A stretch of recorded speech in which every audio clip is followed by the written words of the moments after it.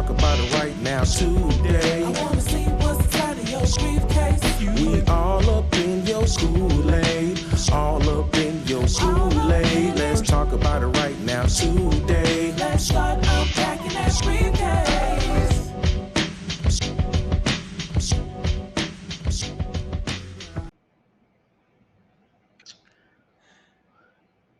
Hey fam, thank you for tuning in. This is the briefcase.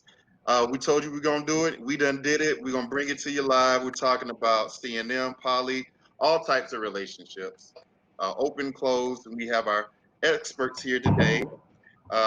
And we have one coming on. She'll be here in a few minutes. So we want to just go ahead and start with the introduction.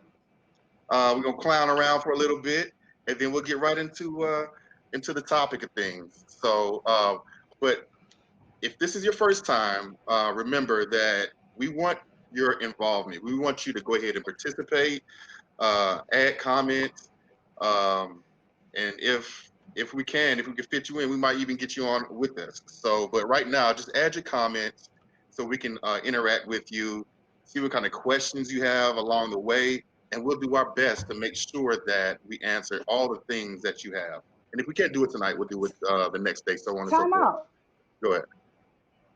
Miss Ruby Johnson, Miss Polly Dallas herself is in the waiting room. Can you please let her in? She's knocking. Knock. I got to put big time up in here. Hey, there go big time. Hey, it's a party now. You're so stupid. What's happening? Oh, nothing much. Hey, man, we ready. Hey, we are ready. Yes, I'm ready. Hey. Hi, Dr. Monica. Renee, hey, Chastity, Boris. What's going on, bro? Nothing much. Just finished with a client. Yeah. Hey, man. Working well. Working well. So take this moment, guys, and share this video out. So if you know of anybody that needs to hear about this, know about this, those who are on the panel, please share it out on your professional pages. This is a great time to do that. Get people in the room. We'll do the whole intro thing. Then we're going to jump right in. Okay. I got to figure out, how do I share this, y'all? Come on now. You click the share button. It's a little arrow. I'm playing. Go to the briefcase. I got you. I said I'm playing. Go to the briefcase. The Facebook page, the briefcase. And then we're live right now. So if you click the share button on that, you'll be able to share it out. Okay, don't make me talk real bad about you, Chastity. Don't talk bad. Don't do it. Real bad. We'll work that on out. Real bad. So is it everything goes in the way of language and all that good stuff, right? Absolutely. All right. This is the briefcase. This is, if you are listening to this and your children are anywhere in the vicinity, this is not the conversation to have in front of your children. You need to get some headphones. You need to go listen to this in your car, in your prayer closet, wherever you need to be. Not the prayer closet. I know. Hey, we got prayer warriors. Prayer warriors like sex too, and relationships. So this is going to be one of those that you definitely don't want to have your little ones listening to necessarily. I mean, we do believe in sex positive, age appropriate sex ed, so we all for it. I mean, we bought that life. I mean, what's better than one sex therapist, 3 sex therapists? I say 5. But anyways, make sure you are not listening to this unless you want your kids to learn about consensual non-monogamy, polyamory, and all the things relationship-wise. I share these things with my children, so everybody different. Right. Okay. All right. Let's go ahead and kick this off with did everybody get their shares out? Yeah, I shared it on my timeline. Beautiful. Let's go ahead and get the proper introductions out there, so everybody knows who we're working with, who we're talking to, so we can go ahead and start the interactions with everybody. And because I'm such a gentleman, I'm just going to go ahead and say ladies first. Oh, shit.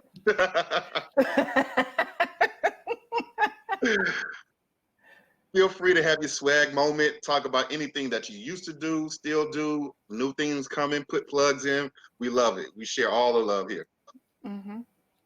Okay. Go ahead, Chastity. You got it, Chaz. Why you want to start with me? Well, you Because got you the start, mic. you set the tone, so I know what to say after you say it. Okay. Exactly. So my name, don't do that. So my name is Chastity Chandler. I am a certified sex therapist in the state of Florida. And I help people, I guess, spice things up from the boardroom to the bedroom. I am also the author, visionary author Yes. of Sex After Divorce. Make sure you Yes. get that, Yes. chastitychandler.com. And I am so excited to be joined with my fellow sex experts tonight. So y'all asked for it on our review of Insecure, and I said, nope, we ain't gonna get into it. I'm gonna bring the two experts that I know that know a lot about these subjects to bring them to y'all, basically your front door and on your couch, so we can have this courageous conversation tonight. So I'm glad to be here. Okay. And it does take courage, for sure. So, so Okay. my name is Greg Dawson. I am also a sex therapist working out of Dallas, Texas, working in mental health therapy, of course, sex therapy of different ages, also working with sex offenders as well. I have my private practice, Kaya, come as you are, kayatoday.com. Come check me out, get an appointment if you need. Also, Compassion is also my party site. So if you need to throw something and also have a little fun, check me out there too.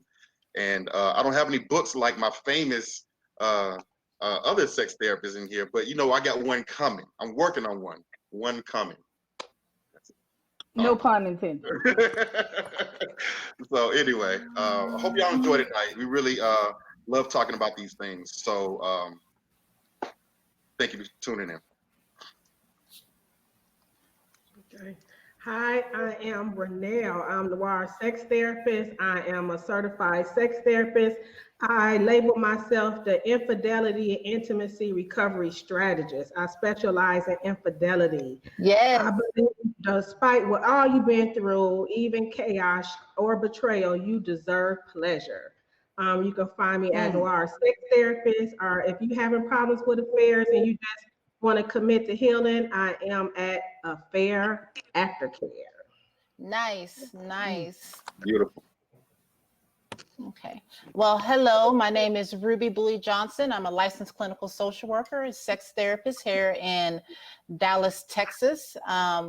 Right now, like everyone, my office is online, so I'm international. Just no. But please, if you are needing any help, I work with individuals who are open in their relationship. From polyamory to open relationship, non-monogamy, lifestyle. I'm also someone who specializes with kink and BDSM and how that crossover looks like with power, with kink and polyamory. I also work with individuals who are simply wanting to explore and learn to talk about sex, be it you queer, same-sex relationships, marriage, it all. So this topic is my passion. I'm excited. I actually have a conference that's an annual conference. Unfortunately, it was postponed this year due to the pandemic, but we are going to be back in the fall, hopefully, here in the DFW area. And so that's me. What month? We're looking at the first week in November. Okay, if you said September, I was going to cry. Okay, cool. She got something in November. What? She got something in September? Okay. Why you worry about what I got? All right, going on. Dr. Monica. All We got to right. cut down south. What you talking about? Oh yeah, absolutely. Yes. Hi, everybody. I'm Dr. Monica. So I'm a licensed clinical psychologist in the state of Georgia, and I currently own the private practice and mental health network that goes by the name Therapy for Queer People of Color. Oh, shit. Oh, really? You didn't know that? Yes. Oh, You ain't on the directory? Huh? You not on the directory? Yes. Okay. we're going to have to talk, Dr. Monica. Yes. Yes. I thought you knew that, Chastity. I thought you did too. You know what I'm saying? No, I need to come on. See, this is why you gotta be at the briefcase in the briefcase, on the briefcase. This is where all we handle all the business, all the business. All right, Yes, but go ahead. yes. So yes, my private practice and mental health network, therapy for queer people of color, is my absolute passion. It's my baby. One of the things that I love to do, and I don't get to do as much of it as I would like to, is presenting on subjects that are important to me, both personally and professionally. I personally have been consensually non-monogamous for over 13 years. And so I think it hasn't been until more recently that I have started to explore, over the past like maybe 4 or 5 years, where I've started to explore what that means in clinical practice, because I am seeing more and more consensually non-monogamous polyamorous couples coming in for therapy. And so that is super exciting for me, because I'm like, yes, this is exactly the kind of work that I love, that I want to be doing when it comes to relationship therapy. And so I am excited to bring a wealth of personal knowledge and background related to this topic, as well as professional research, presentations, and just really doing a lot of work to push the conversations forward in academic communities, in professional psychology, in psychology fields, because it's so centered around monogamy and heteronormativity that what I find is a lot of even the trainees and students that I work with just have no idea like what it means to encounter folks who may come into contact with who are not monogamous. And so I think it's really critical. I think it's extremely important. And I'm excited to bring the queer lens to this conversation because I identify as a queer woman. And so, yeah, I'm excited to be here. Thank you for having me. You're welcome. You're welcome. We Anytime. wouldn't have had it any other way. Absolutely. Thank you guys for saying yes. So, I mean, we can let Boris start everything, but Boris get a little long-winded. You know, we love Boris. Boris get a little long-winded. We want to make sure. I'm just gonna salt, pepper, and be the side dish and sprinkle in when I need to, because I throw we want to make sure that the people get all the information that they need tonight.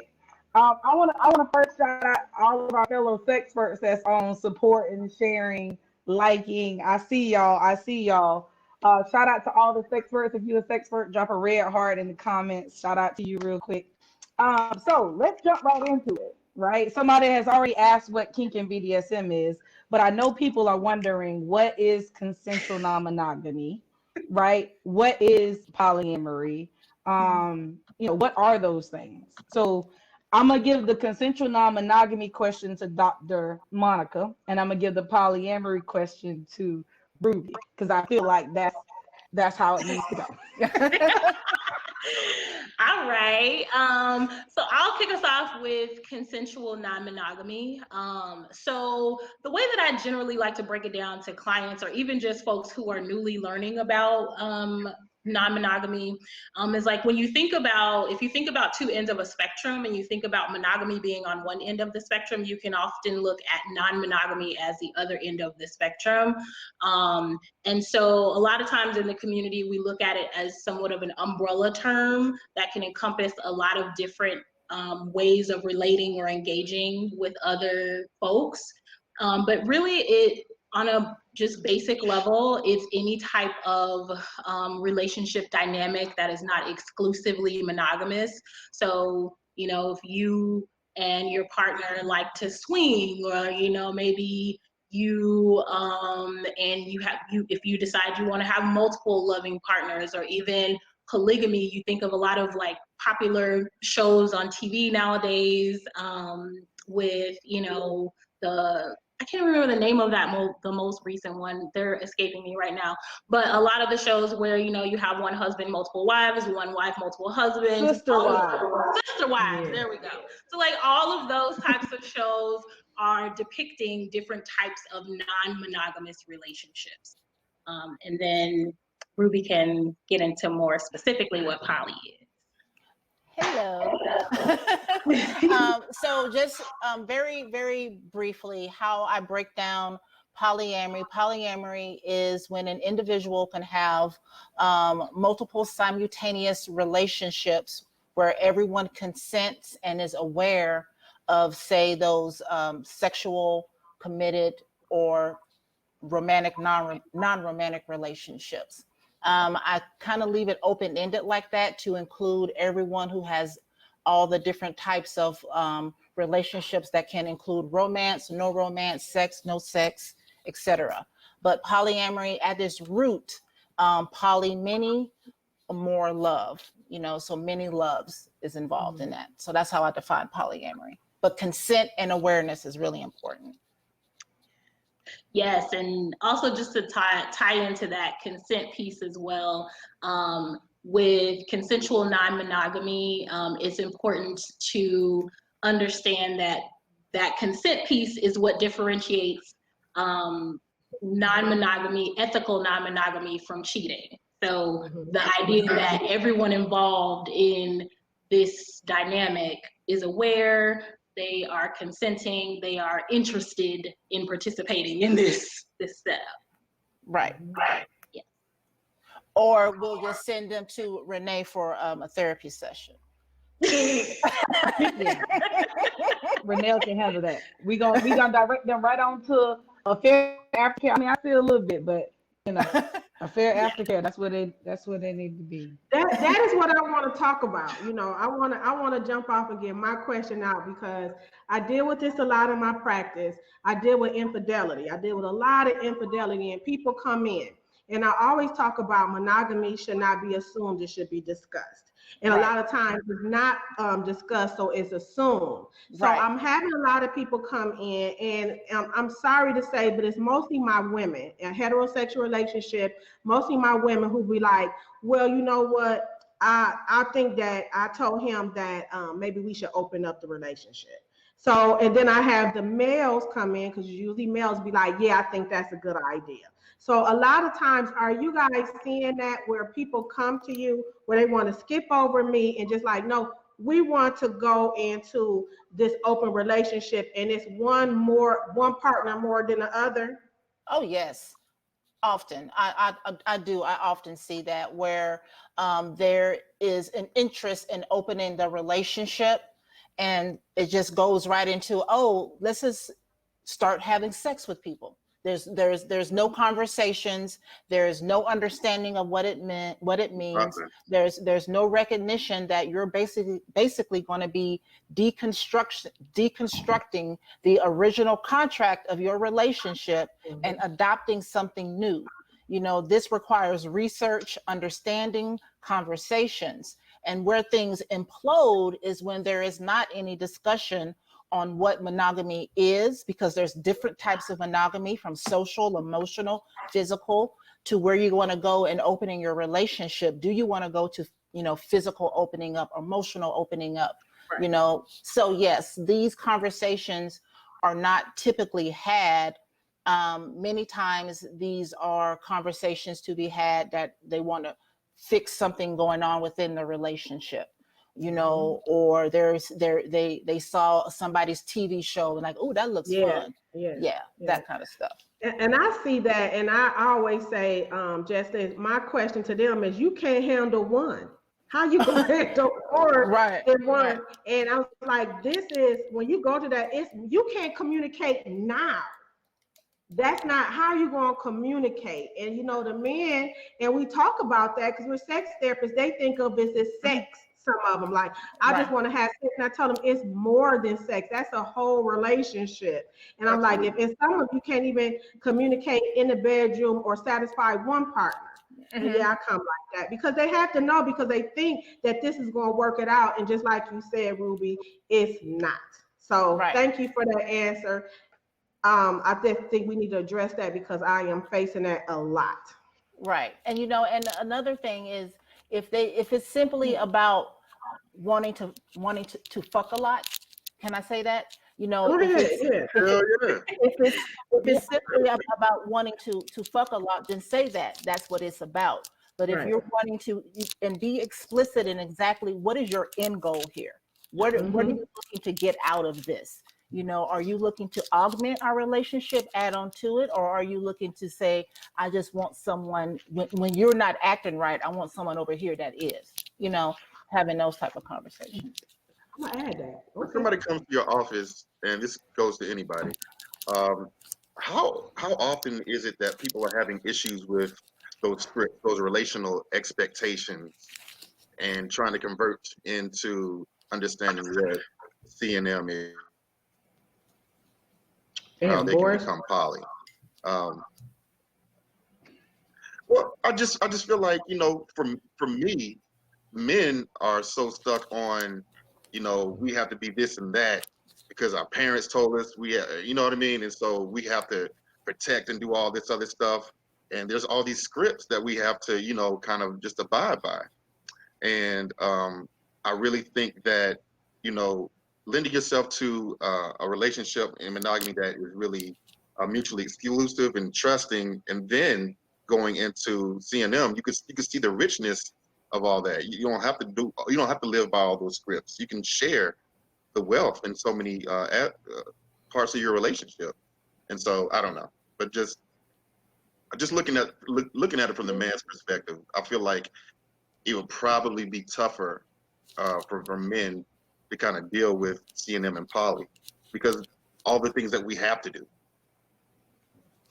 So I think we always default to gender. See, me personally, and I know she gonna bring queer. I know you gonna bring the queer into the conversation, so I don't got to do it. I know you gonna bring it in, so I ain't got to do it. So I'm not gonna go there. I'm not gonna go there. But what I will say I currently right now, I see couples all the time who are consensual non-monogamous, who are polyamorous, or who are looking to get into that. Even couples who are looking to maybe even get into threesomes. And I kind of break that down. Well, what's allowed, what's not allowed? Who gonna be blowing, licking, sucking, doing what? Is visitation okay for folks? Like all of those things. And those are like the things that people typically, even for a simple threesome, those are the things that are not discussed and are not explored.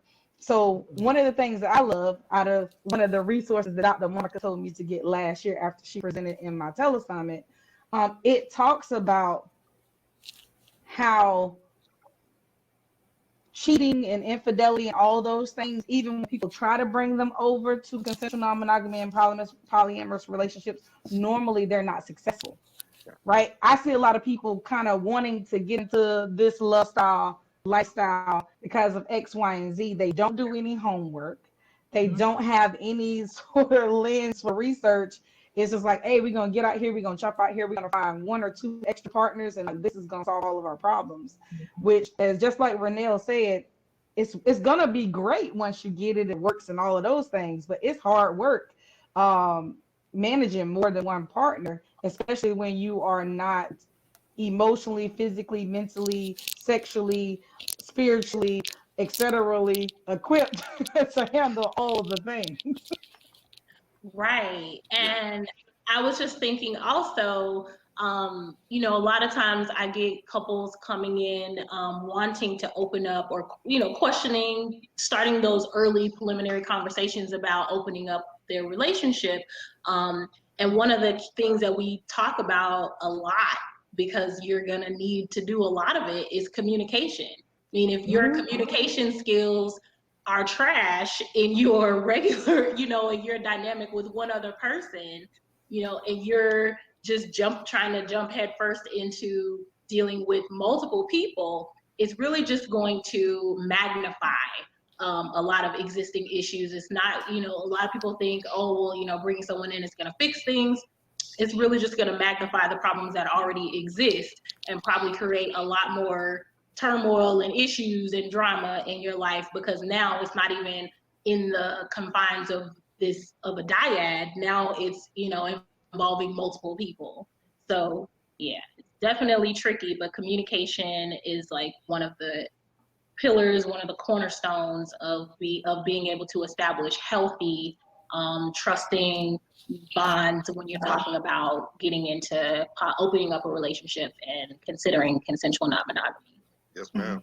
Can we go to the questions for a second? So we got a couple of questions. Okay. Yeah. Got your ass. You got it. So look, Angelica Turner as have to do as in learned obligations, and I think that was going back to my comment. But yes, Mm-hmm. there's a lot of things that we have to do, or we're not successful as men in our relationships, and that tends to falter. So, just like Dr. Monica was saying, if we can really work on the communications and let down the cultural expectations or whatnot, or learned expectations, I think there's so much more that people can learn from CNM and Poly. It's just a beautiful thing. See, when you go back to that have to situation that you're talking about, that's going back to that hyper masculinity thing, and Yeah. black men got to do X, Y, and Z. It's kind of like the black woman in the cake in the superwoman syndrome. Like, we don't have to do and be all those things. Right. You know, my motto is you have the power to create and cultivate the relationship you desire, and that's point Right. blank, period.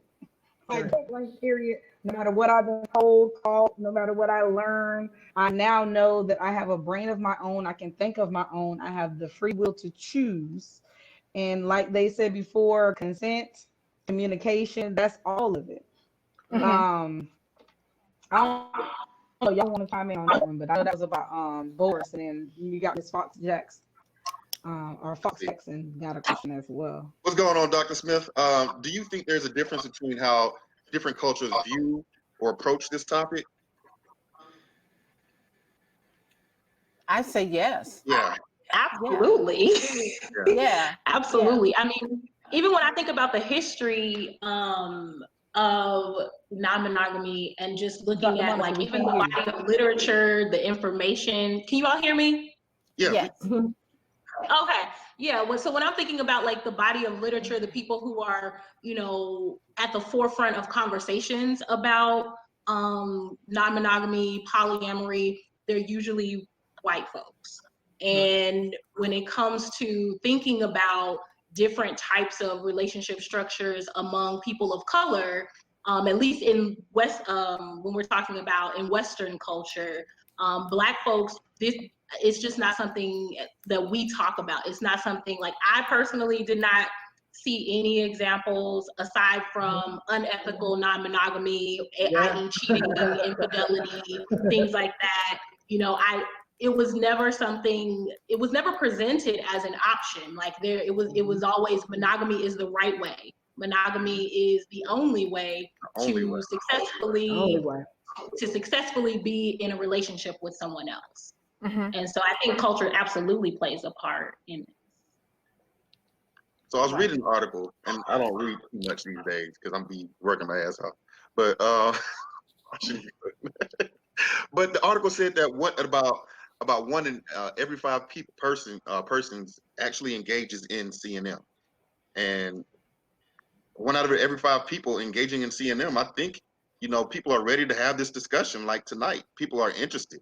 People are well into this thing and want to get it moving. People are tired of just being a one-trick pony, if you will. Yeah, So, Black Poly Pride. It's a new event that started last year here in Dallas, and 2020 was going to be in DC, but unfortunately, due to the pandemic, things had to change.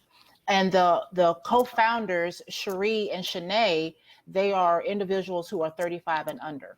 And so when I think about cultural, I think about age group also, because I'm 47. So at 47, I got into this game, about 10 years ago, right? And I discovered that there was an option to what I was doing in my life, and discovered that's who I am. Somebody asked a question about polyamory as an orientation on the thread, and I identify as polyamorous and queer. And so, but with this particular event, they actually talk about the cultural differences as it relates to generational differences, and what needs are, how things are represented, and what they look like. And to me, talking to them and working with them is where I learned a whole lot that has just shifted. For me, my introduction to even the idea of something non-monogamous was, what was it? Not when Stella got her groove back. That's the wrong one. She's got to have it. She's, from the 1980s, right? She's got to have it. And, a woman who wanted to have more than, one sexual partner at that time was a slut, a hoe, was nasty, was all of these things, and in some cultures you would be stoned, killed, just that type of liberation relationally and sexually and just how you engage with life is not something that is embraced, And so when a client comes to my office, and sometimes it's even just one person wanting to come into my office, I had this client who's from Japan, and she came into the office, and she was 24-year-old woman. She just came here. This is when Toyota moved here, and she was like, I want to explore these different things. And she was talking about how her family would judge her. She would lose face in her family. She was talking about how she felt shame because she wanted these things. And to me, those types of conversations that happen with just being able to have a relationship with more than one person at a time are very powerful. But I can go on for like an hour, so I'll shut up. We appreciate you, Ruby, every minute, man. You're always welcome over here. So. I'm just glad we have space. Yeah. I'm glad that space is created. Absolutely. For everybody. I'm just glad that it's out there, because just because you don't believe in it don't make it wrong. Right. So you have, I like even just showing this, is just showing everybody that it's a place for everybody.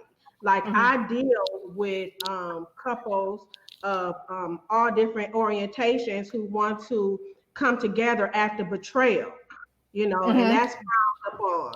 And maybe if they want to open it up, I got people to refer them to, because that's not my lane, right? Because I am monogamous, but that's not my lane. But I have people who are, who talk about that. I have people, if I'm heterosexual, but if you want to talk about that, I have people who I can refer you to. I think this is just so powerful for all of us to just be on here and letting people know that you are okay. You are okay and you're normal, and it's a space for you.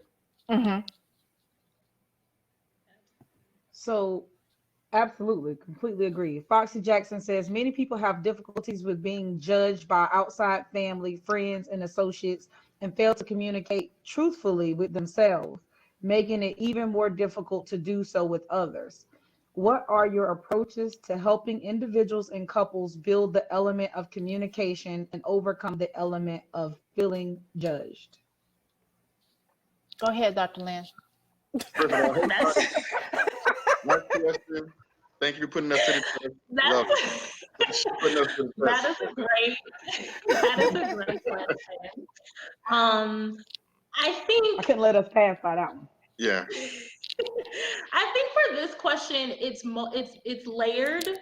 There are a number of things that one would need to do and need to begin practicing. I think, when we're talking about the judgment and, the lens of, your family, your friends, society, those types of things, when you're thinking about exploring something, really anything in when we think about it in today's world that goes against the grain or that's not considered traditional, we face a lot of struggles with figuring out what is true for us and how we can stand in that truth authentically.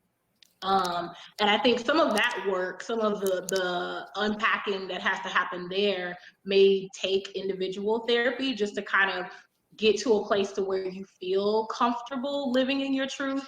I think it's important to build a sense of community.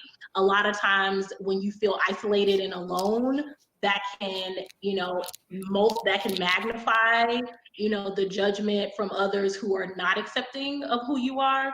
But when you're able to find community, like, even in, when I think about like the Facebook groups or, with FetLife has a lot of different poly events that happen. They have poly support groups I've seen on there. So there are a lot of different ways that you can engage with other like-minded individuals who, can be a springboard for helping you to to find that confidence within yourself to live more authentically.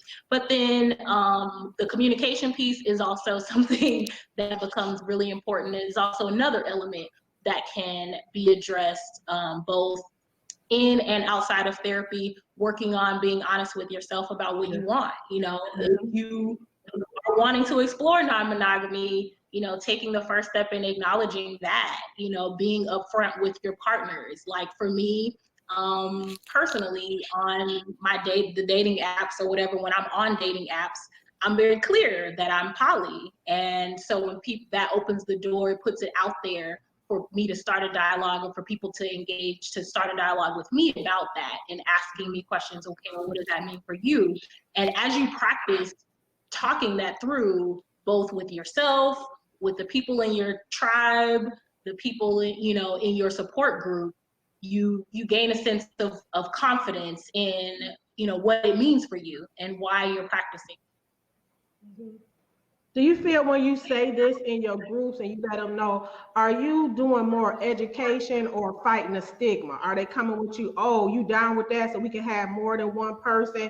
Or it's more you educate on a professional level? Because it seemed like even when people talk about it, they just seem like more of roles. Like, we're going to have all these different people. We're going to have the masculine and this and that. And we're going to have all these people. It seemed like I'm just interested in how do you navigate that conversation? That's a great question. I think like a lot of things, heteronormativity, gender role expectations are things that we absolutely talk about, especially in queer relationships. I work with heterosexual couples too, but gender roles come into that as well because there are a lot of, gender role expectations are societally prescribed. Nobody is immune to them. We've all, come up in families, in generations where, we have certain scripts by which we're supposed to act, behave because you identify as a man or identify as a woman. And so then when you're trying to sort through all of that shit and navigate, like, okay, well, now I want to be in a relationship. I'm a woman, I'm a feminine presenting woman. I want to be in a relationship with a more masculine presenting woman or gender non-conforming woman. What does that look like? And then now we want to add other people to the mix. So like, it can get complicated and murky real fast. But I think one of the things that I like to center my clients around is just taking it one step at a time. Like, we don't have to figure it all out in one session. We don't need to have all the answers right away. We can take it step by step. We can understand what the end goal is. The end goal is the couple wants to open up their relationship. Okay, boom, we got that. So now we're, as a couple, we're trying to work through some other stuff, but we also want to make room for loving other people. So figuring out a roadmap to get where they want to go and just taking it a step at a time, working through the different parts and pieces that play into getting to the goal. Right, absolutely. And to piggyback off of what Dr. Monica said, which is, bringing that social justice piece into it, right? Those power differentials, taking a look at how money plays into it, mental health plays into it, to all of these elements play into our relationships, and taking what you would traditionally have and take for granted by default onto a monogamous dynamic, and then putting that into an consensually non-monogamous dynamic is a fine skill set, and it takes a whole lot of awareness. And so basically individuals are coming into the mix, and I basically highly suggest that we have a couple of individual sessions around sexual scripts, gender roles, religion, family, children, parenting, all of this stuff. We actually have conversations around it. So when you go and negotiate with your partner about what this relationship is going to look like, what will be impacted, you actually are able to have an informed communication, conversation. And I think all of that is really important, because opening a relationship just doesn't happen between two people. And that's the thing. And polyamory is between many people that you're opening up. Many people are impacted. I think first and foremost, though, it has to start with you. You know, being honest with yourself about what it is that you want, need, and desire. I mean, maybe it doesn't fit the script of what you were taught growing up. Like they're saying, how do you get you go about getting past traditional views that we've been taught? What I learned and what I tell my students, because I teach on a collegiate level, what I tell my students in the human service field is, if you're going about this field and you're learning in the counseling field, what you're going to learn is that almost everything you were taught growing up was a lie. Almost everything you were taught growing up was a lie, and it was a lie that was built on fear, right? Yeah. Our parents, their grandparents, and their grandparents, it's all passed down with fear. So first of all, me personally, I think a lot of this whole being woke movement and things like that, people are learning that that's what was happening, that they were taught these things are the fear, they're not the truth, and that there are alternatives. I love how they say in More Than Two that monogamy is the default.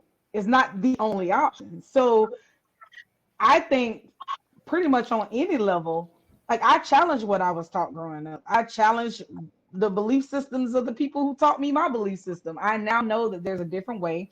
I now know that that does not fit for me, and I no longer subscribe to what someone tells me I have to subscribe to. We got to realize as well that our sexual health is so important. I am a big proponent of sexual health and sexual wellness.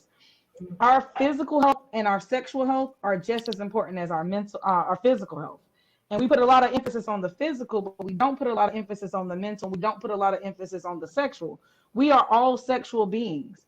I love it how Brennan Cox say, I love Jesus and I love sex too, right?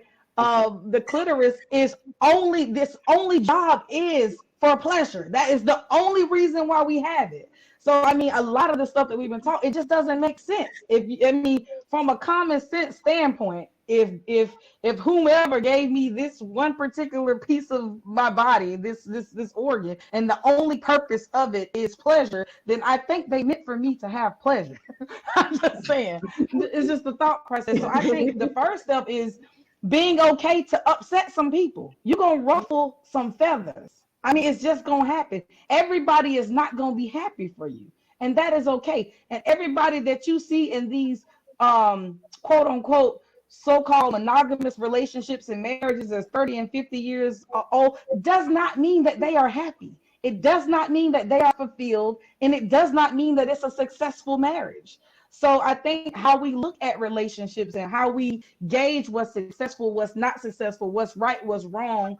I mean, maybe we need to be looking at what's healthy versus what's unhealthy, because there are plenty of polyamorous couples and families and pods that have all kinds of beautifully mixed and intertwined families that are thriving. And then here you got this monogamous, toxic relationship over here that's been married for 20 years, and it's negatively impact all of the children that have came up and been brought up in it. So we really got to start looking at things, I would say, this is my opinion, both professionally and personally, from a healthy versus unhealthy perspective instead of this right versus wrong. I'm a grown ass woman. I ain't taking no cookie out the cookie jar. Don't smack me if I know and my partner know or my potential partners know I ain't doing nothing wrong. I'm just saying, for me, I don't really care, because none of my family pay my bills. Don't none of my family take care of my kids, and don't none of my family keep my income coming in. So for me, that's just me.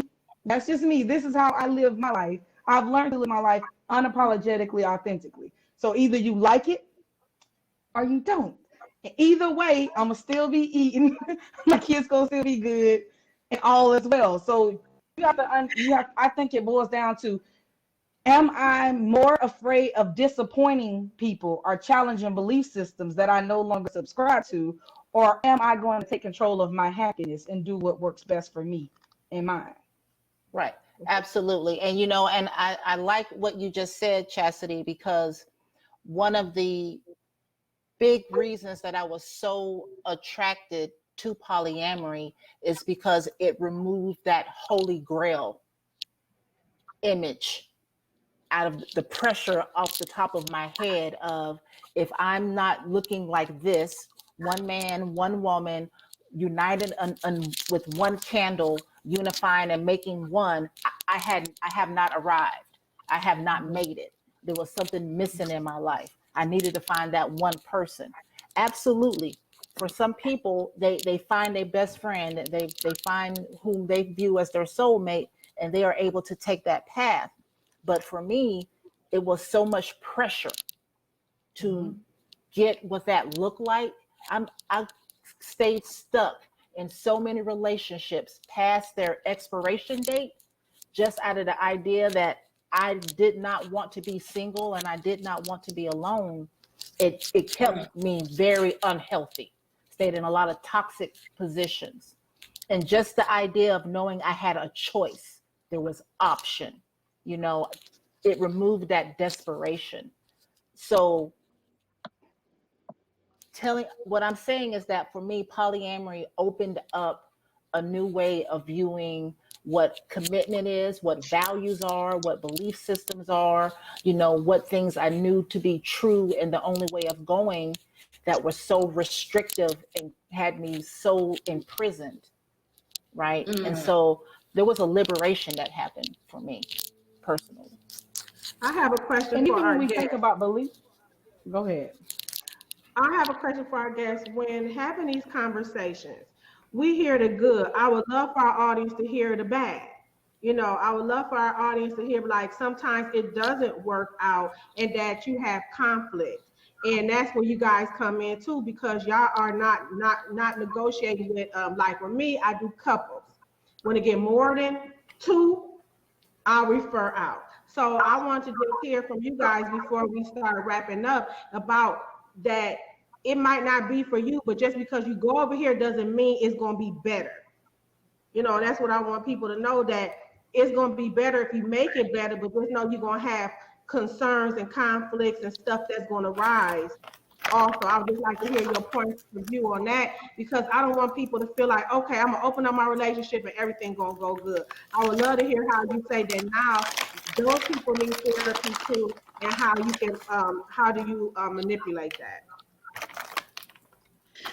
I think that's an important question, and I think it's important for folks to understand that there is no right or wrong way to be in relationship, whether it's monogamous or no right type of relationship to be in. I'm not one of these people who are out here espousing that non-monogamy and polyamory is somehow more evolved than monogamy, or that it's better, that you're gonna, have all of these amazing games and, everything's gonna be rainbows and sunshine, because that is not true at all. So I think one of the things that centers me and that I talk to my clients about specifically, is if you as an individual are struggling, are, toxic, are dealing with a lot of shit and just don't have it together, you're going to carry that into a monogamous relationship, into a polyamorous relationship, into any type, probably into your romantic, your platonic, in all of your relationships. That's going to show up because you're showing up. You're bringing your baggage. You bring whatever you've got going on.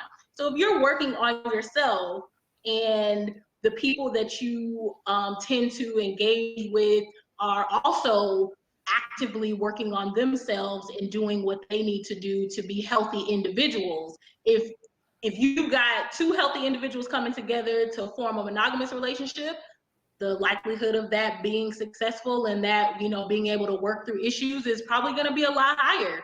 And the same is true of polyamorous or non-monogamous relationships. If you've got individuals who are working on themselves, who are committed to, ethical behavior and committed to each other, the likelihood of that being successful is also going to be greater. And the converse is also true. If you got a bunch of hot ass messes coming together trying to make some stuff work, is probably gonna be problems. And so I'm personally not at all espousing that the grass is greener on the other side just because you may have more people that you can have sex with or engage with. And I also want to be clear that for me, polyamory and non-monogamy is not about sex and not about, you know, being able to have multiple sexual partners. Yes, that is a nice benefit, but I think that also often gets tied, it also gets lumped into this, okay, oh, it's just a big orgy, you know, we just out here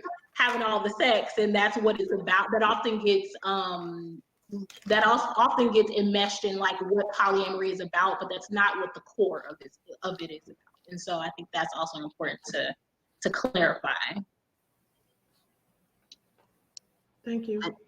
Can we go to a question? I think it kind of got answered a little bit, but I don't think we worked through it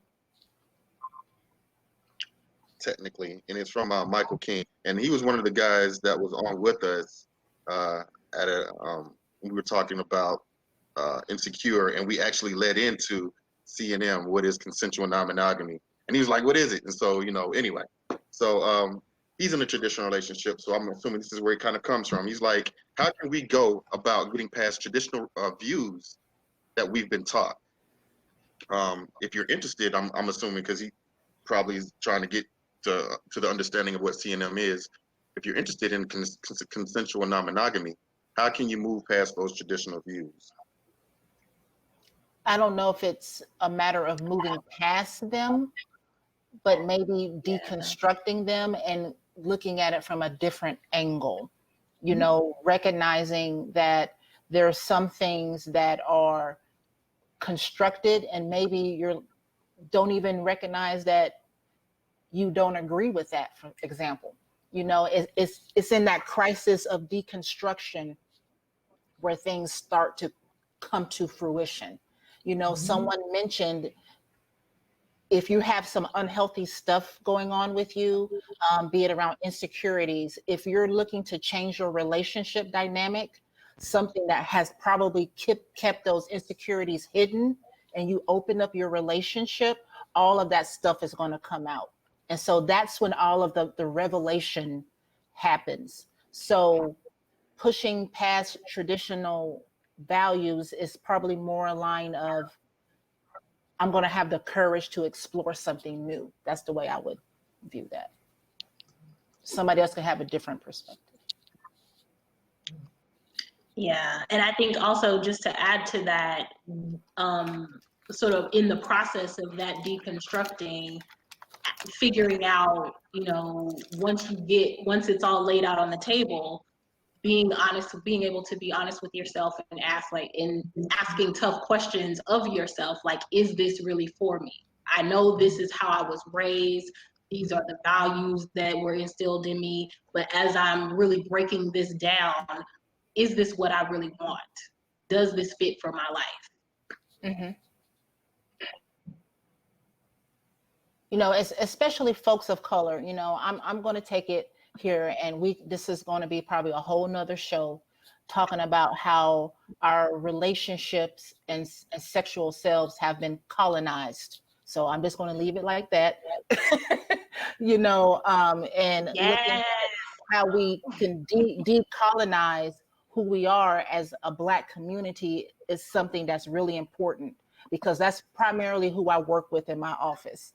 Right. And so taking a look at that process and just the freedom that comes from that is just beautiful. No matter if you decide to be in a relationship with one person, or be in a relationship with multiple people, however that you want to look at it. My thing is just, can you get someplace where you start to find out who you are as an individual, period? You know, I think therapy is a gift that if I didn't have it, I would still be in relationships with narcissists, sociopaths. Go on, tell it, Ruby. Go on, tell it. Go on, tell it. Doing all the beans right now. Listen, you know, Personal testimony. I love it. I would be And very, listen, very confused. If it wasn't for therapy. Yes. listen, I always say, if your therapist doesn't have a therapist or never been to therapy, don't let them be your therapist. Hell no. Hell no. I am a better therapist for it. Let me tell you, because I got to be able So to see my shit coming, so I'm not transferring on to you.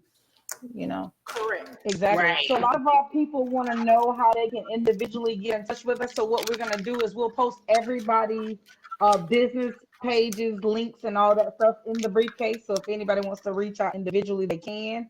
But also there's somebody specifically in Georgia, so I've already plugged Dr. Monica because she's in Georgia and licensed in Georgia. So we want to make sure we're not we're doing things ethically on that way, as well. Um, Yeah. any last any last minute questions, comments, etc. Y'all know me, I'm always thinking, so y'all know I'm come up with something. We'll do a part two, or maybe we run the telesummit back again. I don't know what we're gonna do, but it's gonna Let's be do the great. telesummit. It's time for us to talk about Of course you say monogamy that. and infidelity. Hey. Yes. I'm glad to see you I'm gonna excited need a about it, drink sis. for that one. Yeah. Somebody mentioned That's a kink wind down Wednesday. BDSM. If you Oh want to yeah. Yeah, know go what there. if you want to know what BDSM is, BDSM is bondage, discipline, sadomasochism, right? If you want to know what kink is the umbrella used for alternative sexual tastes, fantasies, and practices, right? Hey. And so All good Yes. things. combining All that good with things. polyamory is a beautiful, scary thing that you can really enjoy. Really enjoy. So Yeah, Yes. yeah, listen, that's a whole nother live. that's a That whole is a nother life. whole Michael nother asked, live. do That That's a is whole nother that is live. here's the that is a live that I want to participate in, please. Yes, oh I no, as that's gonna well. be a Oh that's yeah. a that's a briefcase after dark type So everybody situation. I'm talking about lay out all the things, show them how Yes, to work it, yes, like all this yes, stuff. okay. yes. Boys, So boys. Michael asked, Michael asked, do we accept different health insurance carriers? So I'm gonna give you the blanket answer on that, Michael. Most insurance companies will not cover sex therapy. Okay, let me be. We're gonna have an honest and very raw moment right now. Not even Yeah. couples counseling. There's a loophole as to how we can build couples counseling, but let me explain that real quick. As a couples counselor, your relationship is not a medical necessity. Okay, so the only way in which we can bill insurance, first of all, for anything is if there is a DSM-5 diagnosis that's associated with why you would be coming in as a couple. So if your partner say, "Oh, they just get on my nerves," and we always arguing, That's not anxiety. necessarily billable. I can That's help you. I can that's help you. anxiety. I feel what you're saying, but we try to be ethical on this live show. We gonna make sure we give them the ethical answers now. That is Um, ethical. That's I can help exactly. you. I can help you improve your communication, but I'm not going to prison for insurance fraud for the $60 they was going to give me to do it. I'm just going to keep it 100 with you. That's just me. Everybody else might be different, but how insurance works is a little bit tricky. And then if we're using sex therapy techniques, technically that's a different code, and normally they're not going to cover it. Very few insurance companies will even cover couples counseling. So we know that if your marriage, your relationship, or your partnership is not going right, it could in turn impact your mental health. But also understand the only Exactly. way we can do that is to diagnose you. So you got to understand that too. So I'm one of those therapists that explains that. I see lots of other therapists. I see first responders. I see all politicians, you name it. I've seen them over the years after being in this field for so long, and a lot of people just don't want those labels, those diagnoses, because once we give it to you, we have no control over where it goes. So if your partner decides to divorce you and now want to use your mental health diagnosis against you, there's nothing we can do about that. We get called into court, we can't lie. So like just a lot of times people just want to know all their options. I would say check your EAPs, your employee assistance programs, see if you can get EAP sessions. They're a lot more lenient on what the diagnosis or what your document needs to be for those. I would also say if you have an FSA or HSA through your job, those are those pre-tax deductions that they take. Most therapists, most licensed therapists will take FSAs and HSAs. And so that's money that's already set aside that you can actually use and write off as well. So those are just a few options other than insurance, but there's also Open Path, where you can see a therapist for as little as $30, for individual as little as $60 for a couple. So there's all types of other ways to see a therapist, and there's loopholes that we do to help people. But again, making sure that we are operating in an ethical fashion as well, because I'm not going to prison for y'all.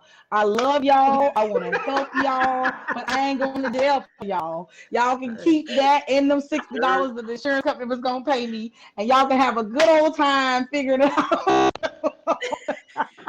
Come on, Black Thought, bring us home. Black Thought, bring us home. Yes. Y'all know I gotta keep it real. That infidelity, and Sure. we'll have to have some wine and some drinks for that one because it looks like and sounds like it's going to be a really good one. So anyway, I want to thank our guests for coming out. You did such a beautiful job. You really did. Thank you. Thank you. And it seems like we got you Y'all coming. make my heart warm. Don't forget, I'm still real talking about this Sex Talk No Chaser anthology for the sex purse. I'm just gonna put it back out there in the atmosphere. I said it last year. Y'all thought I was playing. I'm just saying because y'all know I'm about that life. So just be ready, be prepared, because the people need to hear what you gotta say, and you need to make a coin off of it. Yeah. What is she talking about? Her next book. See, Ruby, you what? See, Ruby. Ruby. Yes. Okay, we're gonna say this because then Renelle finna reel us in. I know she is. So I had a sexual health and wellness telesummit last year where it was 17 of us on it, right? It was bomb. I guess she was busy and booked. I'm sorry.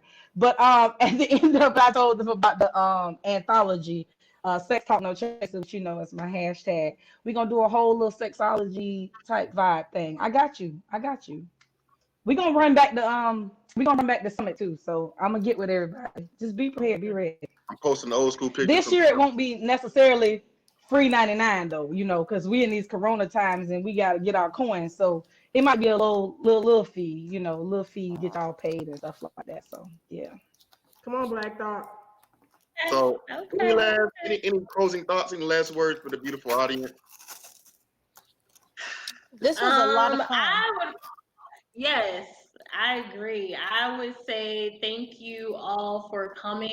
I think this topic is so important and it's one that's so underrepresented among Black people, and people of color as well. Like, we just don't get to hear about different types of relationship structures and styles, different ways to relate to other people in a romantic way. And so I think it's extremely important for us to be able to have these kinds of forums of folks who are bringing different perspectives on the subject, to educate folks. So I love it. Thank you for having me. Okay. Thank So you. I always end with never assume monogamy, discuss. I just think that's going to be the big thing. Just don't assume somebody's on the same page as you. That should be a discussion. And like always, communicate before coming. Right. Yes. Absolutely. Well, that does it, ladies and gentlemen, all outside and in between. We love y'all. Tune back Wait, in. Chastity, please let Chastity say something. Look at it. Go ahead. Oh, okay. Okay.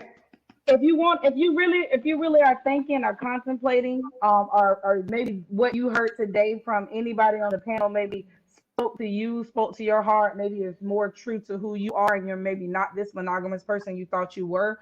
I want to stress the importance of doing your own research. I know this is one of the books that Dr. Monica recommended last year after I went through her webinar and the telesummit, and it's thick. I did get the Audible though. I did cheat a little bit. I got Audible for y'all to see me walking all the miles. I've been listening to this book, but you gotta do the research. For me, what I found as a consensual non-monogamous person is that that no longer fits who I am. So before I jump in, do this, do that, I'm doing my due diligence. Not only am I a professional that deals in this realm, but when it's a personal situation, it's a little bit different. It's a different hat. So make sure you are doing your research. There's plenty of stuff out there. When we plug Dr. Monica's site and Ruby's site, you will see actual links to other resources as well. Make sure you guys do your due diligence, do your research, and reach out to a sexuality professional. Notice what I just said there. I didn't say a therapist. I said a sexuality professional if we're dealing with sexuality topics, issues. Just like you wouldn't go to a brain surgeon for heart surgery. All therapists are not created equal. So please, please, please make sure you are reaching out to sexuality professionals about your whole entire sex life. That's all I got to say. You have the power to create and cultivate the relationships that you desire. That's it. I'm done. Ruby, you got something? Or you good? Y'all covered everything. Look, I'm She just. good. Okay. She just threw it out. Fuck it. I know when I need to shut the hell up. I'm gonna let that go ahead and go. That is what my dissertation. That is what my dissertation topic was on. So Monica, can I message you? absolutely, Okay. absolutely. All right. Yes. All right. Bye. Bye. Bye. Bye. Boy, the mind can be a crowded place. Conversation, the only way to help you unpack that thing, you hear me? Mind and body, everything. Love making wedding rings. Love sweet as sugar cane. Frankie, Beverly, joy, pain. I had a briefcase of storm and rain, but we put in work like construction cranes. You had a rough past, so you like to bang. A real pretty girl, the bang ain't a thing. Not for anybody, only for her man. Got her feeling real good, feeling off the chain. She only want me, she don't like the swing. Split a couple grand on her, bro, it ain't a thing. Jang-a-lang, jang-a-lang. Water tied to the pootie tang. Back that ass up like Juvie sang. Your combo is real bland, but orange got a twang. All up in your Kool-Aid. All up in your Kool-Aid. Let's talk about it right now today. I wanna see what's inside of your briefcase. We all up in your Kool-Aid.